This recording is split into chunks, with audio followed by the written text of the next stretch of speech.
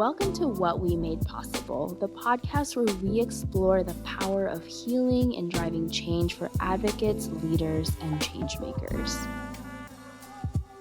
The conversations here draw the connection between creating new possibilities in the world, possibilities of care, of belonging, of thriving for our communities, with stories of personal healing and loving relationship building.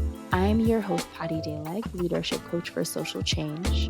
I spent a decade in nonprofits, government, and DEI, securing 6- and 7-figure opportunities for communities of color. And I've experienced firsthand the transformative power of compassion, healing, and belonging in making a bigger impact. Let's dive in. Daphany Rose Sanchez is a Brooklyn-born climate justice leader dedicated to building affordable communities. As the founder and executive director of Kinetic Communities Consulting, KC3, she champions equitable clean energy solutions for historically excluded neighborhoods. Daphany grounds her leadership in lived experience, resilience, and heart. She moves with a deep belief that real change starts with connection, belonging, and honoring community wisdom. Whether she's driving policy, designing programs, or amplifying voices, Daphany leads with grit, grace, and an unwavering commitment to justice, healing, and possibility. Yay! Welcome, Daphany. Hi, nice to be here. Thank you for the welcome. Yes. As listeners may or may not know, Daphany and I have known each other for a long time. When I was the Deputy Chief Diversity Officer in an office in New York City, our office helped Daphany and her company get paid on a contract that they had fulfilled, but they hadn't gotten paid yet. And so we've just stayed connected all through then. I remember when I left that office and I announced where I was going next, you DM'd me on Instagram and you were like, damn, I wanted to hire you. Like, I didn't know you were available. And now, and now we work together. I am the kind of like... You're the leadership strategy and coach for the staff. That's right. Fighting all of the white supremacy that's in the space and making people feel good about themselves. That's right. That's right. Because people... there's just so much to fight. There's just so much like external stuff that we are dealing with as folks of color, as women who are within these predominantly white institutions, predominantly white industries. And folks are just trying to make a difference and just trying to be satisfied with their work. And at the same time, things get in the way. So thank you, Daphany, for being on here to talk just about this work and about your philosophy and about how KC3 operates. I am curious. There's this question that I want to bring to all of my interviews, which is, what are you doing and experiencing now that a younger version of you didn't know was possible or didn't think was possible?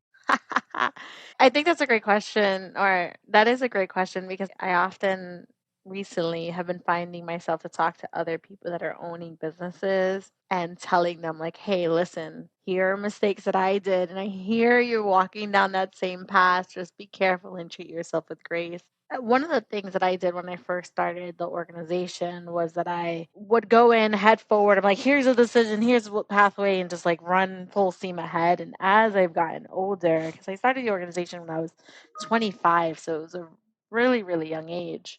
And I thought I was too old to start an organization too, which is hilarious, which is like another unrealistic expectation that we put on top of ourselves as women of color. So one of the things that I was sharing that I've been very intentional over the past 2 years is just like making space to think and like making space to understand like what's the value of certain interactions, certain engagements, and understanding that you don't have to bend yourself to a pretzel in order to make systemic change, in order to help your community thrive. Sometimes it just means you need to reflect and sit down and understand like, hey, here's what you're willing to do, here's what you're not willing to do. And setting up those boundaries for yourself and for your organization, it allows you to build a community that you like to build and work in spaces you'd want to work with without having to like draw yourself crazy, And when I first started the organization, I was doing like 19, 20-hour days thinking, this is not enough time. I need more hours. Like someone needs to find the pathway to like create more hours so that we can get stuff done. It was driving me crazy. Like I was exhausted all the time. There was health issues. I just never felt like I was good enough or the organization was where it was supposed to be. And as I mentioned, especially in the past 2 years, and I had a family member that had passed away very young, two, actually, one that was 41 and the other one was 22. Like that was a slap in the face. What are you doing? The whole intention of what you're doing is to like support community so that they can live in a safe space and they can feel like they can afford it. But yet the people that you have closest to you, you're not even spending time with them. Like you're just doing this work for them and you're not enjoying that experience that you loved.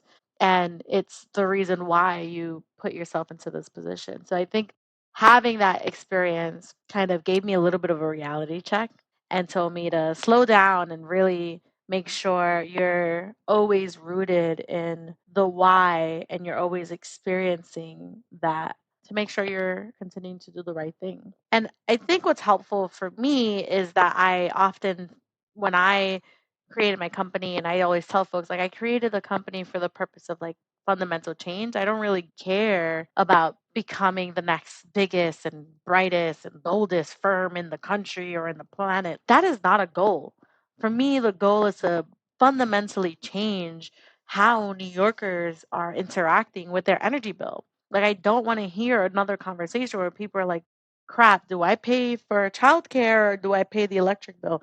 Chances are they're not going to pay their electric bill because it's not as important as childcare. And so that's more of the intention, and ensuring that organizations that are providing social services are actively participating in this space. Because of that and that experience combined, like it allowed me to kind of sit there and reflect and say, hey, wait a minute, let me stop running rampant the way I was running when I was in my 20s and let me move with more intentionality and move more importantly with the community that I am seeking to support and that I'm a part of. Yeah, you are a Brooklyn native, like what, fourth generation from Yes, Brooklyn? I'm Brooklyn born and raised. I will die in this borough. I tell my family all the time, the moment I die, you cremate me and you throw me into the Hudson River. That river's already nasty, so it's okay. A couple more dust does not hurt. You're right. I was born and raised in Brooklyn. My mother was born in Greenport Hospital.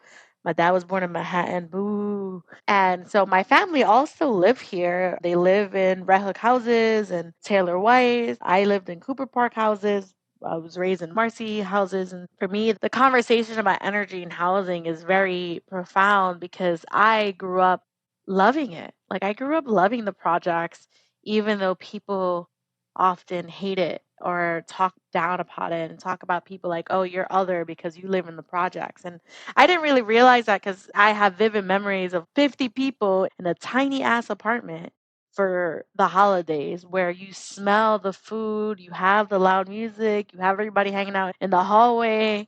And I enjoyed it. And it wasn't until I was like in middle school that someone was like, oh, you're typical Puerto Rican. You're just going to drop out and have a kid. So I'm not even going to bother teaching you. And that really bothered me because I was like, what? Like, you racist as hell.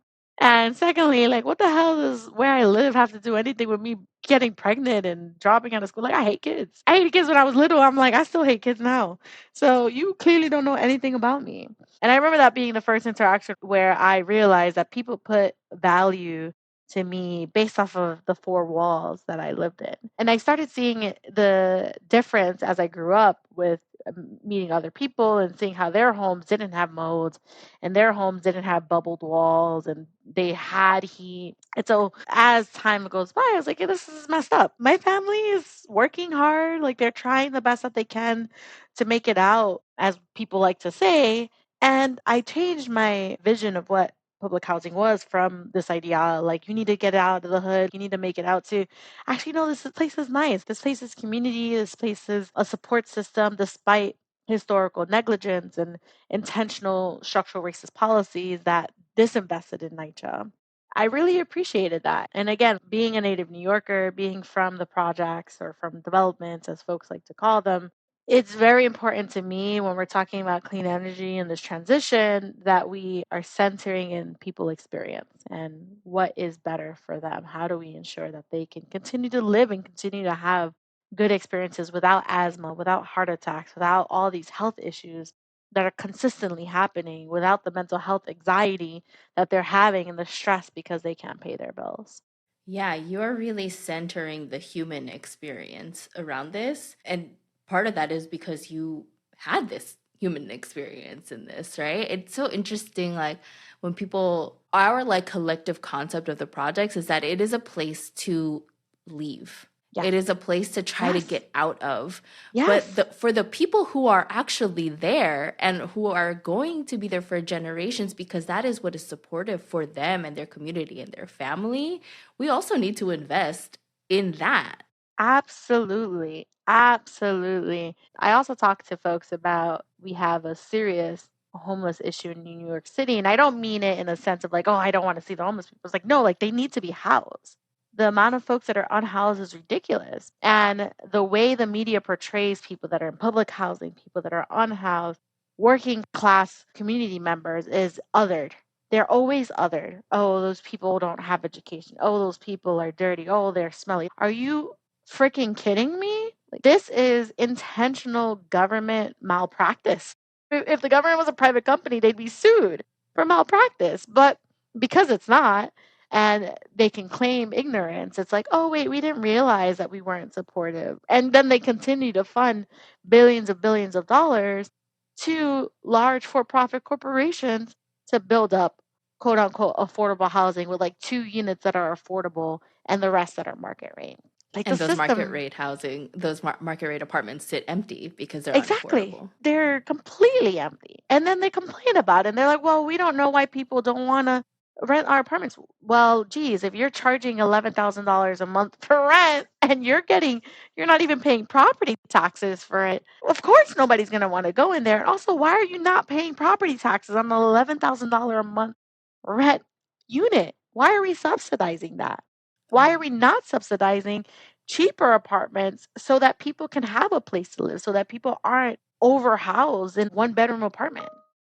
You know, we're talking a lot about your foundation and the housing that you grew up in. And then you shared this moment of, I had a moment recently of wanting to slow down. But I also want to name this moment in between where you said you started your company, Kinetic Communities Consulting, KC3, in your mid-20s. And I remember at your rebrand launch in 2023, you mentioned that you started this company in the middle of the night out of anger and out of Yes. spite. Yes, I'm a Can you spiteful tell little me a little? person. I'm Tell us a a little bit about that. spiteful, petty person. I will say I will lean into my New York stereotype of being spiteful and petty. So, yes, I'm happy to tell you about that. So, I am one of the few people in my family that's had the privilege to go to undergrad and grad school. My parents, I love them to death. They're like your typical New Yorkers. My dad was that weird, like, Ayo Ma guy. And my mom thought that was so cute and decided to date. I'm like, girl, you are crazy. Like, why would you go date a stranger that said, hey, yo, ma, you pretty on the train station? Not okay. But, anyways, my mom and my dad met like that. They went to college. They had me, the best president in the world. And then because of that, it was just too stressful. So they had to drop out of college. So I had the privilege of growing up with them. They were very adamant about, you need to go to school, you need to get a good job, go to school, get a job, again, with this idea of moving out of public housing. And I did exactly that. Like, I had the privilege to work very early on in City Hall with Councilwoman Jalissa Ferris. I worked at DEP, Make the Road, Solar One, another firm that I won't name. And when I was in this final firm, I felt very frustrated. I felt excited in the beginning because I was like, oh my God, like I'm the only woman in color in this space. No one's ever gotten a consulting job in my family. I didn't even know that a consulting job existed. And I was coming out of grad school. I had no idea what the like consulting world meant. I had no idea about how they operated. And I had met someone in an event and they started saying, you do exactly what we do. And I was like, sure, I'll take the job. I don't, why not? And when I told my parents, they were ecstatic. They're like, this is the best thing ever. You should be really happy. See, all your hard work is paying off. And I got the job at the pay cut. And I didn't know it was a pay cut at the time. I was just grateful for the opportunity. So I was working really hard at that firm. And the first performance reviews came around and talked about all the things. And they're like, you're doing good, but you're competing against 6,000 other employees. And I was like, oh, okay. Very innocently, naively, I was like, yeah, sure, why not? I can do that. I can compete against 6,000. My very naive idealism of linear progress. And then the next time we started managing a large contract, it was about a $13 million city contract. I had realized that my direct reports were making about $40,000 more than me. Now, these are people that had no master's degree. And I had my master's degree already. They had no expertise in the sector. They were not even from New York, working on a New York specific role. And I recall very vividly when I had this conversation, because I brought it up to the director and I told the director, I was like, listen, I may not understand how businesses work, but I do feel like it's unfair. And I'm happy to like even take on more work. That's how crazy I was. I'm like, I'll take on more work if that means I can get some additional funding from like another contract in another state or whatever. And she told me, and this person told me, they were like, Daphne, the issue is that you're too emotional. You only think about the work in a very emotional standpoint, which is your disadvantage. And then I told her, I was like, help me understand. I'm too emotional to get a promotion and I can't distance myself from the strategy. But my emotion allows me to build trust in neighborhoods that you can't step 10 feet in. And she's like, well, when you put it that way, it's oversimplifying. I was like, no, it's not oversimplifying anything. I understand you loud and clear. You said what I've been assuming, and I'm going to take that to heart and I will be less emotional. My petty ass was angry. So I was researching. I told a colleague, I was like, yo, I'm so fed up. I'm done. Like, I'm done with this. I don't know where to go, though, because I worked in government. I worked in nonprofit. Sector's relatively small. I love my work. I love working with my community, but I don't know what to do.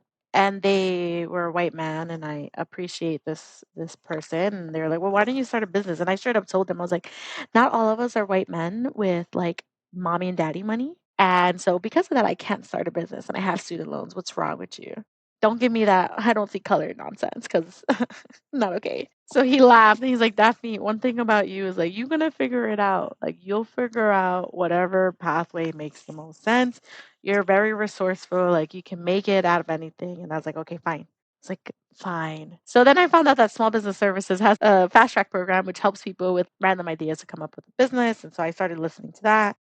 And then I started hearing people who had very interesting ideas. Like there was a woman that wanted to do like a sewing class on a boat. And I was like, bro, if somebody, again, a New Yorker in me, I was like, bro, if somebody's doing that, like, what is wrong with me? Like, I need to have more confidence in myself. And I laugh because, I see my staff now and the confidence thing is so real. And I was in that position too. So on October 4th at 3 o'clock in the morning, I went to the Department of Labor's website and I was like, how do you open a corporation? And then I read through all the horrible state websites that need to be updated because they haven't been updated since like the 80s. And then I was like, oh, for $100 and change, I can just open up a corporation. And I opened it. And that's how KC3 started. And I was very quiet for a long time because I was nervous. Again, I had this job where I straightened my hair. I would buy certain clothing just to try to fit in. And it was weird. I always thought it was weird because I would dress like that and then I go out to like the South Bronx. I dress like that and then I'm hanging out in the South Side in Brooklyn or the Lower East Side Manhattan. And I would always remember that I would have a change of clothing in my car. And it was almost unconscious that I would dress one way in the office and then I would take all this clothes off, put on the clothes that I normally wear, and then go to my meetings to do the work that I was hired to do. When I opened up the corporation in the middle of the night, I started scheming and plotting and being very petty. And so a year after that, I had a conversation with my employer. I talked to my parents first and I was like, I'll just let you know that I'm leaving the consulting firm. And they're like, what's wrong with you? You crazy? This is the best opportunity. You got student loans. Ain't nobody gonna like we don't got money. We broke. We paying this house. So I was like, I hear you. And worst case scenario, I'm privileged enough that I don't have children. There's a support system that I can use, right? I can go on food stamps. I can go on Medicaid when I don't have it. And if the company fails, then I'll just go get a job. Like, it'll be fine. I'm an able-bodied person. I can get a job. I'm not scared of getting a job. So I talked to my prior employer and I said, listen, clearly we're not a good fit, but I have a proposition for you. You can do what you like, and I can do what I like, and we can be happy divorced parents with our child that is the project. And they agreed. And so I was very glad to see that they agreed. Partially, I think the individual that had told that comment may have felt a little guilty, and I wanted to like kind of wean it in a little bit more. Like, remember you told me this. And so we had our first opportunity as KC3 to work on the project that I really loved and had worked on that project for 10 years. So I worked on it at the firm and then I worked on it on KC3 all the way till last year, which was quite fun. Wow. What it's amazing to me that you were able to work on that opportunity under your own name as opposed to that other firm where clearly there was just so much harm done to you and to the point where you had to literally be just a different person Yeah. going to do the actual work of being in community. Yeah. Not just like being off of work, but literally like you had to be a different person in the office and then in community. Yeah.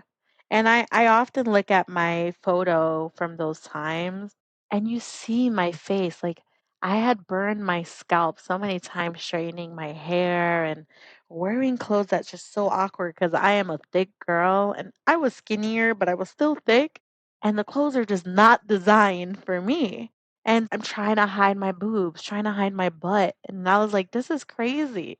Like, why am I so worried about something got nothing to do with the actual work? And again, I started working there when I was 21. So at that young age, I was already like hyper vigilant about how I sound because I have a thick New York accent, how my clothes looked, how I would engage others. And I engaged them thinking we all understand New York City culture. But then I quickly realized that nobody was actually from New York. Working on a New York contract to help New Yorkers. So I was like, okay, let's translate for everybody here to make sure we are all on the same page. I mean, I met some really great people there. I will say that there were people there that are actively supporting me and helping me understand the complexity of corporate America. And then there's other people that just don't care, right? They're just collecting their paycheck and good for them. But for me, fundamentally being a New Yorker, I never understood why programs were designed and implemented by non-New Yorkers. It was very hard. And when I say New Yorkers, I'm not only talking, and this is always a battle, right? Like, I'm not talking about people that was only born and raised here, but like people that integrate themselves into the New York community. Like, there's people that move into New York and then they just stay with non-New Yorkers and they create new systems and bubbles for themselves. And there's people that integrate themselves with the existing community and they respect the community. And I really appreciate that because New York is, in theory, a melting pot of culture. You have immigrants, you have old New Yorkers and new New Yorkers. But when you create a separate system and you're creating this, again, this hierarchical, like there are others, like New Yorkers and immigrants and low income and unhoused people are others, but then we're better than, like, that sucks. And it sucks when those people are the ones making the decisions for actual New Yorkers. It really shows, right, in your ability to be able to connect with folks, to be able to actually serve those folks. And, working in the energy sector, there's like a real trust that has to exist there, right? Because people are, in some instances, literally letting you into their buildings, like literally Mm-hmm. letting you into their homes. So all of those experiences came with you as you then start to build your team. I know that you have a lot of folks on the team who are folks of color. It's a majority people of color, majority women who work on the team. And Mostly some, women. mostly women, yeah. And many of them did not work previously in this industry. That's quite unique. So can you tell me a little bit about just like how you build your team, how you build your business, what that looks like, and how that is connected to those experiences that you had? Yeah, that's a great question. So I will say for me, when I started building out KC3, I basically wanted to correct all those past pain points that I had. I hated being the only person to joke around about like not putting ketchup on my bacon, egg, and cheese. I hated being the only person to understand how much people love going to City Island on the weekend to get that fried shrimp. And it was, common joke, or like I would hear conversations about people freaking summering and wintering and skiing and stuff. And I was like, what? What are you talking about? What's a summering? What's a wintering? So I Yeah, wanted, season as a verb. yeah, that is so weird. That It's is like, weird. I've never heard that in my entire life until I started working in corporate America. And I was like, what is a, what? Like, bro, like your family's not coming over? Like, what? Anyways, before I go down that rabbit hole. For me, so when I created KC3, KC3 is actually a benefit corporation, which means it stands for like social environmental governance. It's a third party certification and a corporation that ensures that the company is being held to the highest standards, not only in how it engages externally, but also how it engages internally. And as I mentioned, I went to undergrad, I went to an engineering school. I'm not the best engineer, but it is on my resume. And one thing that I've learned in the energy sector in particular is that it's just construction. And I think about I had a professor who used to tell me all the time, like Daphne, because I used to go storm into the office and be like, I don't get this. I need your help. I am an idiot.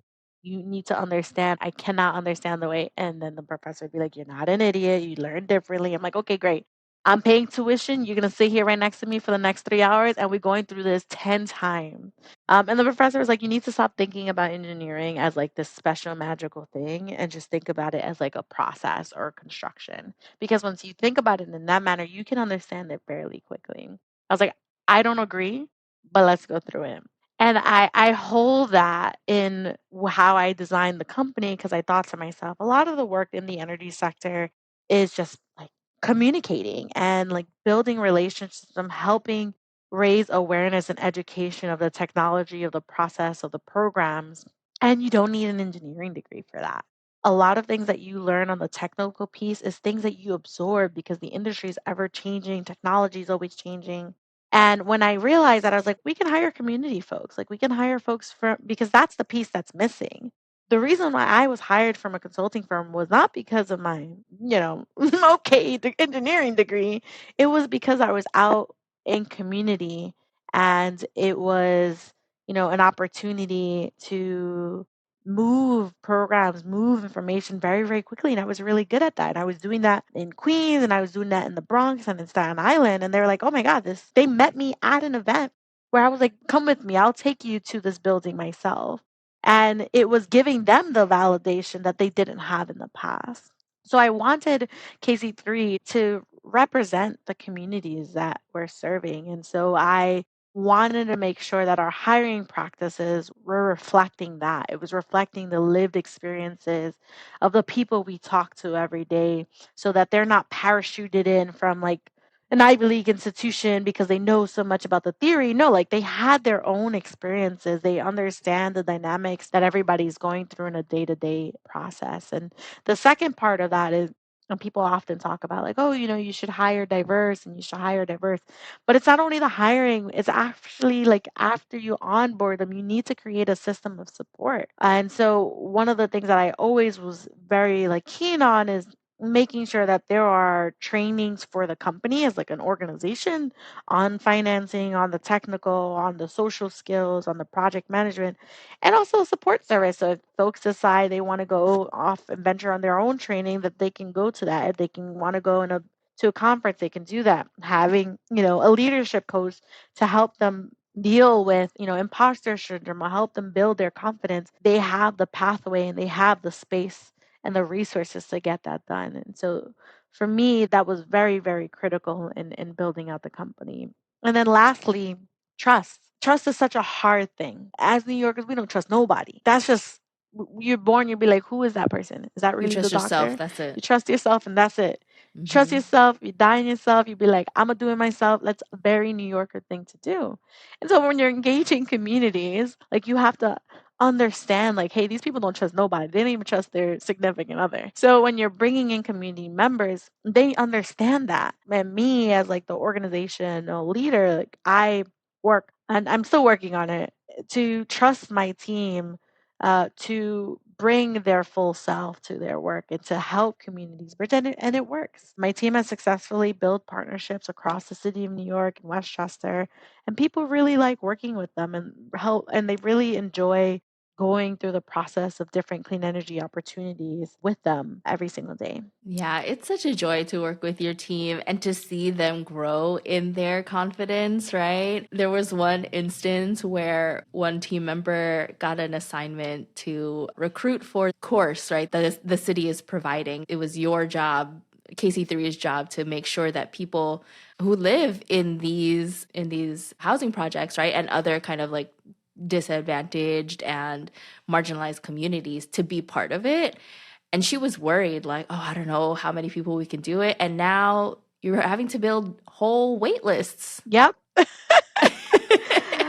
They needed to get 30 people, they got 600. Yes.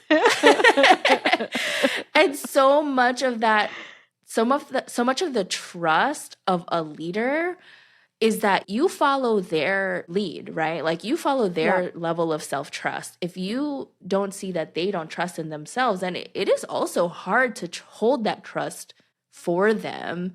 And I think honestly, that is my role within the team, is like to hold this vision of like, no, like you are good. Like you are an expert in this. You know more than the engineers because you know the human side of it. Yes.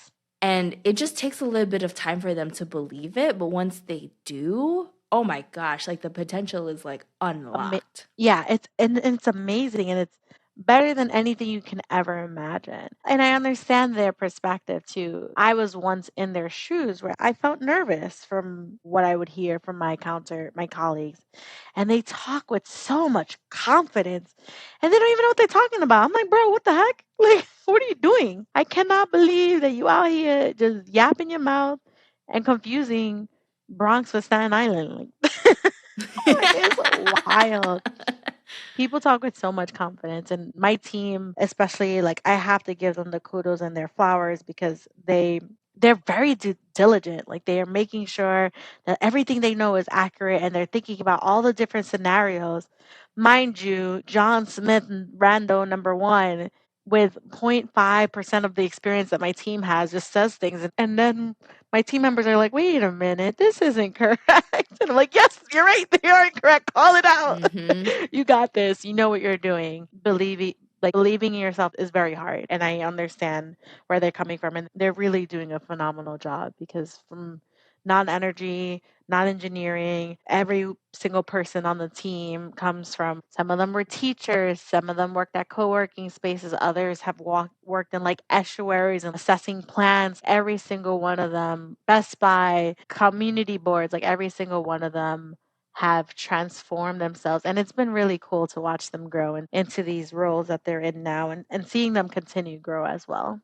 I know they see like a white man say it with his chest, and they're like, Yes. and they question themselves. Yes. Because he's so confident in how he said I'm like, it. bro, shut up. You guys Like, know no, what you're saying. right. You're right. You're absolutely right. Like, you're the one who's right. And I love when you start seeing them starting to realize that. I remember there's someone on the team that was on a call, and they were like, they messaged on our team chat. We use Teams, and they're like, I'm not sure that's correct. I'm like, you are 100% correct. Call it out. And I was like, I'm glad that you're pointing it out. Is it okay for me? I'm like, yes, don't even ask. Go for it. Yes, I love that. I'm going to ask you after we stop recording who that was, because I'm very curious. So you bring this to the philosophy of how you bring in and support your team, which that in itself is rare, but also your philosophy of how you do this consulting work is different from how other firms consult on energy and how we are making this transition to clean energy. How does that look like? What does that mean?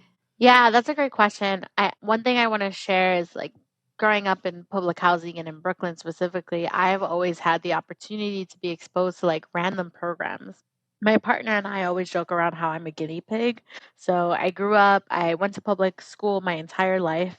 And when I went to high school, I had an opportunity to go to Bard High School Early College, but one of their first cohorts. So literally guinea pig. And I wasn't actually supposed to go. I didn't do well on the exam, but I started talking about structural inequities. And you think about a high school kid talking about structural inequities, you're like, why is this high school kid talking about this? And I don't know what possessed me, honestly, to talk with this random man. I'm like, it's not fair that like kids from the projects, like we don't get any opportunities. This school just opened and look, maybe 5 of us are gonna get in. And there's like hundreds of us. And it's just like messed up. I was just talking to him like that. And he was like, oh my God, like it's crazy we're having this conversation. Let's talk more next week. And I was like, why? I don't even know you. Like, I just started talking to you because I'm waiting for my friend to come out of his interview. It was the actual admission advisor for the school. So I got accepted without getting it, actually. But it was great. I was crying every day because the classes were so hard that I almost failed. And again, just because I went to decent schools, but the fundamentals, and my partner also jokes around with this, like I can actually do like formulas and everything more complicated very quickly, but simple math, I'm using my fingers still. And it's just because my middle school didn't set me up to succeed. So I was a guinea pig in my high school. I was a guinea pig I went to NYU's engineering school. They had like a specialized sustainable urban environments under civil engineering. So I was part of their first class. Then the new school did their own like new specialized program. And so I did that. And now I'm in another specialized program. So this is new for you, Patty, doing business analytics and AI. So I'm doing my executive master's program. And so I'm a guinea pig again. I'm like, guinea pig, I thrive in science projects. I thrive in that space. So I share this to say through all of these journeys, a lot of nonprofits were the ones that like notified my mom and my dad, like, hey, St. Nick's Alliance is a nonprofit by Cooper Park Houses, which is where I lived. And Neighborhood Housing Services of Queens notified my parents about the first time homeowners program. And that made a heck of a difference in my life. I like went to soccer programs, I did cheerleading, like I did all of these things because nonprofits around me offer this. And my parents were hardworking folks and they just couldn't afford extracurriculars. And I, as an annoying little child, wanted to do extracurriculars. So I did them. And when I created KC3, I wanted any solution that we come up with to be a community led solution, not something that was for community, something with community. And I always anchored myself in the ecosystem of nonprofits and organizations in community are always there to support people when nobody else is. And yes, nonprofits have their problems. They always have a lot of capacity concerns, but so many people in New York need these nonprofits. So at KC3, the work that we do is really trying to build power and build collective with local organizations and whatever solutions we deploy. So we work in kind of 3 areas. One is policy and data analytics. The second one is program implementation. And the third one is organizational capacity. So when a customer comes to us and say, hey, like, we really want to think about how do we do solar in this neighborhood, we're like, we'll help you think about it with a nonprofit. Or if they're like, we really want to help multifamily buildings deploy energy efficiency and do decarbonization, so getting rid of fossil fuels, oil and gas from their property, we're like, yes, let's do this in partnership with these other 501c3s who are already doing education on like how do you maintain your boiler, how do you support supers and upskill supers. And let's not reinvent the wheel, because the reality is that the information should not stay in one place and it should not be commercialized. It needs to be democratized and accessible to all. And the only way we do this is by connecting and supporting nonprofits to get this embedded into their services, because when we disappear and the contract ends, they'll still be talking about this and they'll still be supporting the community go through the process and the programming, which is very, very critical. So I end this piece with saying for us, it's more about value over organizational vanity. I'd never envisioned KC3 to be like the next top 4 consultancies in America. I always envisioned it to stay nimble and also impactful. So engaging as many organizations outside of the energy sector, in the housing, in the food, in other social service sectors to participate in the clean energy transition. And to me, a win is when we're starting to see every single one of those nonprofits having these conversations every single day. Yeah. And that's not the norm, right? You're on these government contracts, you're on these contracts with utilities, and you're competing against those big firms, right? You're competing against these giant, like multinational consultancies with a very different perspective. What's that experience like? You know, being in the interview process, knowing that the person next to you is from a big firm. Yeah. It's interesting. I think for us, like one of the things that we talk about is we're kind of like energy social workers. We triage a lot of what community needs, help them get the resources they need, and also integrate the energy component into it. For our customers, who are the people that pay us, the reason why we continue to operate, it's important for us to understand their why, right? What they need to do. And a lot of our customers have purely like energy related goals. The community piece is an afterthought for them, for some of them. Some of them actually do care, and I appreciate them. I actually was talking to our HR manager who also owns our business, Sierra Gross, and I was saying what's interesting is that I didn't realize it, but most of my customers are women from the utilities and municipalities. I'm like, oh, that's an interesting theme of like women caring about that intersection of community and climate goals. Our approach to the work that we do is we can guarantee our customer the same deliverable, if not better, with a different process. And we like to really lean into, hey, part of the issue that you have as utility and government is that people do not trust you. I barely trust you. And so if I don't trust you and I work in the space, how are you going to expect community to trust you? And everyone has to engage community. There's no way around it.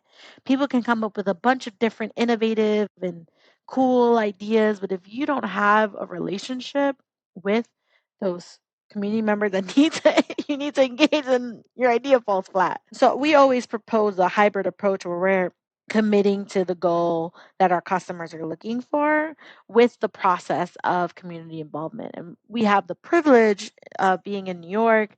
New York requires a set aside of contracts going to minority and women owned certified businesses, which was really hard to certify, which is a whole nother kind of structural issue. But we can leverage that as an opportunity for if we want to pursue something and we know that we're not big enough to take on a contract because they have certain requirements, we can partner with others and say, hey, like we'll do this for you if you give us X amount. And then we use our MWBE status as a bypass to help our nonprofits secure a good amount of funding to get the work done. It's so good. It's like such a brilliant model because otherwise these communities, these nonprofits don't get that access to those billions of dollars that come through these contracts. Yeah. And it's a model that I realized it was a trial by fire. So the first time I wanted to involve a CBO, I put them in as I was like, this is a partner to a larger firm. They're like, no, we can't do that. We don't have any room in our budget. I was like, wait, why not? It's a big budget. Like we only have the 30% maybe weeby, and like we have this other organization that's not a minority contractor, so it's eating up the budget and we don't have anything else. So I was like, okay, that's weird. Fine. I'm not gonna fight you. Let me kind of come back and think about it. And I was like, I started diving deeper on the contract. People hate when I do this because like, let's double down on this point that you made. What about MWEs? Like, why this and why that? And then I realized that so long as the total percentage to them is whatever percentage they're looking for. And again, not all of our partners do that. And I appreciate that from the partners that don't do that because they're really caring about the process. But for the ones that do, we're like, we can guarantee you hit your goal if you can guarantee we can spend our money in whatever way we need to in order to get you to that goal. And that's when I realized that I can leverage our MWBE status as a bypass for our organization to participate in these programmings. So brilliant. Yeah, because otherwise these nonprofits are going to grant funding, they're going to foundations who might not even care about this work, or Correct. they care about it, but they're not funding it in this particular way. The way this work is being funded is through those contracts that kind of pass through, if you will, of the MWBE status. It's so smart. You mentioned in the beginning, because it's so easy to get caught up in this work because there's so much to do. There's so much need in these communities, and there's so much need on the client side as well, right? You said you were working 12, did you say 19-hour days? Did I hear you say that? 19-hour days. 19-hour days. Those are brutal. Or 2024s, which is you do a 24-hour day and then the next day you take quick 20-minute naps. That is wild. Yeah. And you know that I bring a kind of wellness perspective to my coaching work. And so we've had many conversations about like, what does it mean to take a break? What does it mean to take care and to trust so that you can take a break? And you mentioned that coming back to your why, the last kind of question that I want to explore is what is this kind of new moment in your healing journey as a leader yourself? And what does that mean for KC3 for you to be kind of taking a step back, understanding like why again, and kind of weaving in that trust factor? Yeah, I think that's a great question. And I really think I love JC and J. And when they passed, I as I mentioned earlier, it was like a slap in the face. And I was like, what am I doing? Like why am I doing 2024? Like this makes no sense. Why am I working so hard if the people that I'm doing for is literally dying? And that helped me as someone that executes providing the strategy, always trying to fix everything. I wanted to take a step back and say, like, I have to trust, right? I have to trust my team. Like, I can't be in my New York mentality of trust no one. I have to trust, and if I'm telling my team to trust others, like I also have to trust others. And so, what I've been doing over the past 2 years is working on leading through trust and leaning my team to protect that vision and be stewards of the mission and help them grow as leaders in this space. And trust and delegation is really, really hard. I always say it's like a little bit of an addiction. Like you wind up relapsing sometimes and you got to work back at it and you relapse again. And so it's been very important for me to lead with that intention and taking that opportunity to breathe and assess and kind of do more strategic visioning and more strategic action for the organization. And I find that, and also like bringing in a leadership coach, bringing in a managing director, having my HR manager, like putting this robust circle around my team so that they know, hey, listen, like even though I'm not there every single second of every single day, you have a set of people that are literally here cheering you on and here to support you. And that is allowing me to make sure that KC3 moves and like also gets disconnected from me, right? It's supposed to stand on its own. It shouldn't stand with me. And I want it to live beyond me for the sustainability of the organization and also for the sustainability of the work that we're doing. And it's allowed me to really center myself on this why. Like we doing this because we care. We want people to live good lives in the homes that they're in. We want them to live and build experiences with others and not feel so stressed because when people are in the survival mode, they can't do anything. We're hearing times now that we're having with this federal idiocracy and people are worried they can't make ends meet. Like they couldn't make ends meet already. And this is also something I always tell people. Y'all are worried about this federal government, but this doesn't really mean much to low income communities of color because they always been stressed. They always been surviving paycheck to paycheck. What's another adversity to them? Like I'm tired of families. I'm tired of people being resilient all the goddamn time. I've been good at not cursing, so sorry. You're good. so It's all good. for me, it's the next chapter of KC3 is really trying to continue to help build out that internal culture of supporting the mission, doing it in a way that's healthy. Because I do sometimes see some of my managers taking on extra hours. I'm like, no, no, no, no. Like, I'm not scared to be like, I'm going to change your password. You need to sign off. But they see me and they're like, no, don't do what you're going to do. I'm like, this doesn't matter. Like, I don't want you to think like that. So I'm really trying my best to hold all those things as we continue and we get closer to KC3's 10 years anniversary. Yeah, thank you so much for sharing that. It can honestly be like we are so committed to the work that it's so easy to forget that like the people in our lives and we are also part of those communities. Yeah. I want to ask you about diverted power.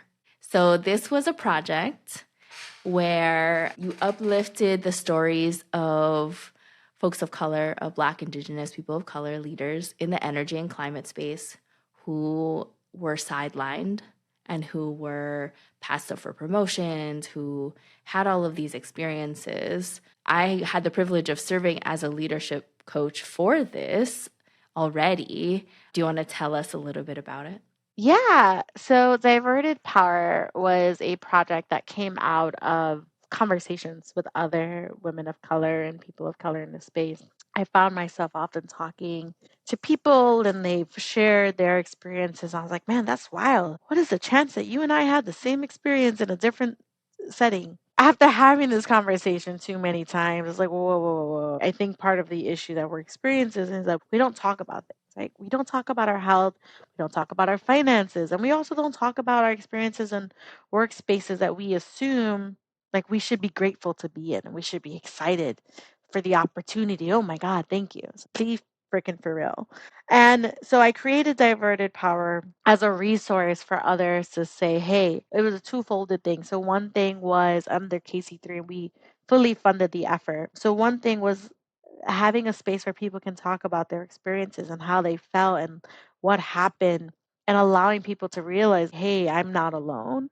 The other piece, and it was great because people said, like, they share, like, they felt good talking about it and they felt great having a space to realize they actually weren't alone and that those experiences were valid.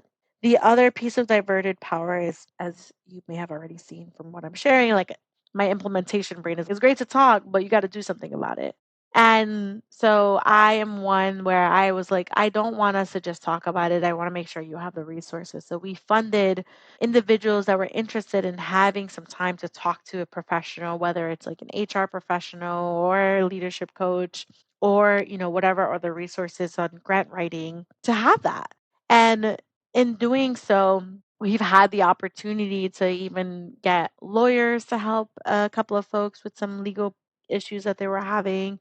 We got folks to talk to you about their leadership strategies. We got folks to talk to Sarah about their HR stuff. And it was great. And it was good. And out of that, we actually created a group chat. It was like the first seeds to a group chat where we have over 500 people that are just connecting and vibing off of different things from like strategies on how to tackle things to events to opportunities to collaborate. And I'm glad that's happened because it's not easy to navigate an industry where it's not designed for our community. Like it's designed for profit. The energy sector came out of the 1970s energy crisis and then as a reaction for the United States to not be so dependent of other countries, the energy sector was created. And it's still operated within the same idea of focus on tech and focus on innovation and scaling and profitability, but not necessarily solving the energy crisis that we have. So Diverted Power, check it out on our website. It's on our resources tab at kc3.nyc. You can still see those stories and those resources that are out there to support community. Yeah, and we'll share those in the show notes as well. What are you looking forward to next? I would be honest, I'm about to barbecue, so I'm looking forward to barbecuing. I'm so excited for his barbecue of the year because New York City's mostly cold. So when we got hot days, you got to be a hottie dottie outside. And I love food. I'm actually really, so that's like the immediate right after this call. The long term, I'm actually really excited to see how my team is moving through the space lately. It's been really awesome in the past 2 years to see how they're feeling ownership and I'm really proud of them. As a product of a New Yorker, I don't really say like I'm really proud and I appreciate often because I feel like you know it, right? You don't have to say it. But I am really, really proud of my team. Like they are moving in ways that I could have never imagined and they're feeling it's great to see how they blossom. And I also appreciate seeing how our partners are growing in this space and like going out there and seeking funding for themselves to continue to evolve in this space. So I am looking forward for that. And one thing that I've been sharing a lot lately with folks, because folks feel so stressed with the federal government, I'm like, we gotta just enjoy relationships. You gotta live. This sounds so tacky, but you really do gotta live. This is the last day of the United States, because that way you can not feel constant anxiety. And it is a privilege to say that I acknowledge that being a U.S. born citizen, and I do think there's a place for us to support our community that is struggling in the United States and abroad, and also like hold space for our own like mental sanity. I encourage people to just like connect with others and really enjoy the time that exists. Yeah. Yeah. Always human centered. I love that that's your orientation is that, yeah, we're doing this hard work and things are popping off at the federal level, and our communities have always been experiencing this. So let's just go barbecue together. Exactly. Like, let's go see Sinners again. Yes, absolutely. See it in IMAX. Yes, exactly, right? Thank you so much for sharing that. I think that's a beautiful place to close. And honestly, like, it's such like an honor to witness just like the growth of you and your work and the team, and just how much this industry and this space needs you and KC3. Say it a little louder so that they hear you. I will share it with the big firms. Make sure y'all understand. Y'all I'm gonna send this directly to the city agencies. There you go. Y'all can't do it alone. That's why you keep fumbling the ball. I'll share a funny story. Once there was a firm that was hired instead of KC3 for this opportunity at the state level. And we told them, we were like, we applied because we know how important community engagement is, and you have to be very careful. Tell me how that firm accidentally added all the community members, didn't BCC, didn't check who was who. And then 2 people started fighting on the email. And I was like, well, I told you, if you would have hired us, we knew who to put together, knew not to put together. It matters. It matters. Relationships matter. Communities matter. And people just treat them as, oh, yeah, this is so simple. Community engagement, like, it's the easiest thing in the world. No, stop devaluating. It's actually going to make or break your programs and your projects. That's right. Oh my gosh. That's wild. And also not surprising. It was great. I was laughing on a Sunday. And I was like, yeah, this is the consequences to your actions. You didn't pick KC3. That's right. And now, and it's also just proof that your model is actually the one that works. Right. But that's so funny. Oh my gosh. Well, thank you so much. Thank you for your time. Thank you. Thank you for listening to What We Made Possible. I really hope this episode resonated. As a coach, I always end with action steps, and so I invite you to do something, which is to pause and ask yourself, what resonated? What am I taking away? And what's possible for me and my community now? If you liked this conversation, please leave a review and a rating. It helps so much. Thanks again.